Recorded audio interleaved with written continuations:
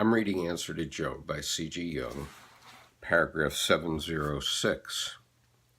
5 of the 7 churches get bad reports.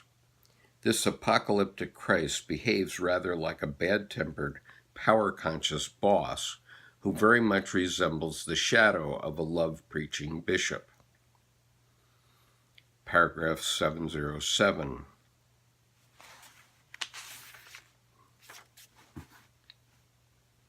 As if in confirmation of what I have said, there now follows a vision in the style of Ezekiel. But he who sat upon the throne did not look like a man, but was to look upon like jasper and carnelian. Before him was a sea of glass like crystal. Around the throne 4 living creatures, which were full of eyes in front and behind, all round and within. The symbol of Ezekiel appears here strangely modified. Stone, glass, crystal, dead and rigid things deriving from the inorganic realm characterize the deity. One is inevitably reminded of the preoccupation of the alchemists during the following centuries with the mysterious man, the homo altus, the stone that is no stone, and multiple eyes gleamed in the ocean of the unconscious. At any rate, something of John's psychology comes in here, which has caught a glimpse of things beyond the Christian cosmos. Paragraph 708. Whereupon follows the opening of the book with 7 seals by the Lamb. The latter was put off the human features of the Ancient of Days, and now appears in purely theriomorphic but monstrous form, like one of the many other horned animals in the book of Revelation.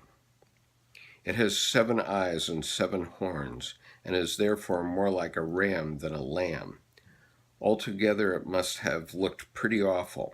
Although it is described as standing, as though it had been slain, it does not behave at all like an innocent victim, but in a very lively manner indeed. From the first 4 seals, it lets loose the 4 sinister apocalyptic horsemen. With the opening of the 5th seal, we hear the martyrs crying for vengeance. O sovereign Lord, holy and true, how long before thou wilt judge and avenge our blood on those who dwell upon the earth?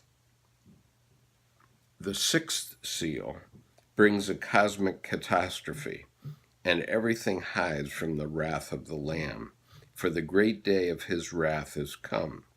We no longer recognize the meek Lamb, who lets himself be led unresistingly to the slaughter.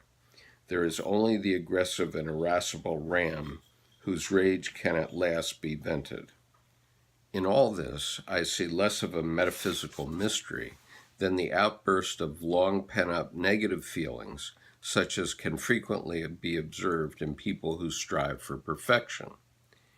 We can take it as certain that the author of the epistles of John made every effort to practice what he preached to his fellow Christians. For this purpose, he had to shut out all negative feelings, and, thanks to the helpful lack of self-reflection, he was able to forget them. But though they disappeared from the conscious level, they continued to rankle beneath the surface, and in the course of time spun an elaborate web of resentments and vengeful thoughts, which then burst upon consciousness in the form of a revelation.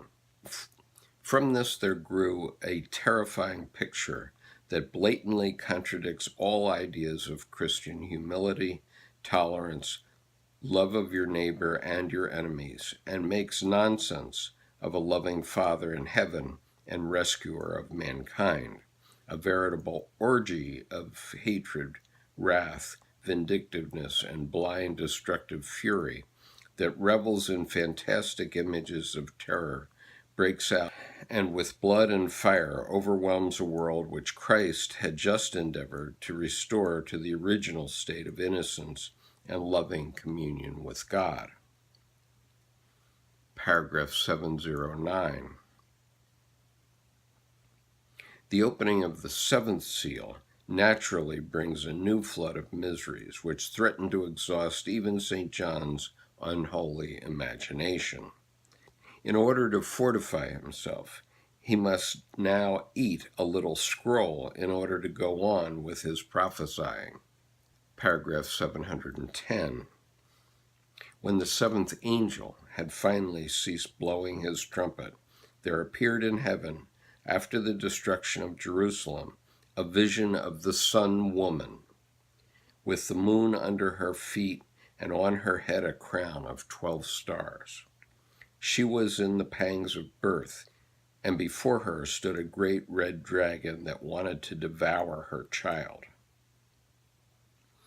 Paragraph 711. This vision is altogether out of context, whereas with the previous visions one has the impression that they were afterwards revised, rearranged, and embellished. One feels that this image is original and not intended for an educational purpose. The vision is introduced by the opening of the temple in heaven and the sight of the Ark of the Covenant. This is probably a prelude to the descent of the heavenly bride, Jerusalem, an equivalent of Sophia, for it is all part of the heavenly hieros gamos, whose fruit is a divine man-child. He is threatened with the fate of Apollo, the son of Leto, who was likewise pursued by a dragon. But here we must dwell for a moment on the figure of the mother. She is a woman clothed with the sun. Note the simple statement, a woman, an ordinary woman, not a goddess, and not an eternal virgin, immaculately conceived. No special precautions exempting her from complete womanhood are noticeable, except the cosmic and naturalistic attributes which mark her as an anima mundi and peer of the primordial cosmic man, or Anthropos.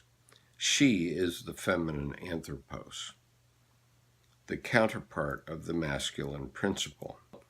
The pagan Leto motif is eminently suited to illustrate this, for in Greek mythology, matriarchal and patriarchal elements are about equally mixed.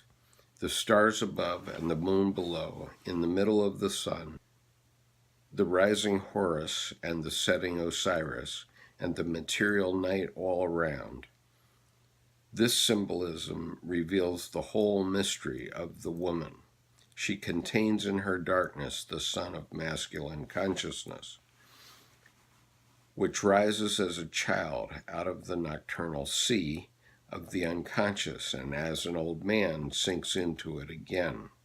She adds the dark to the light, symbolizes the hierogamy of opposites, and reconciles nature with spirit.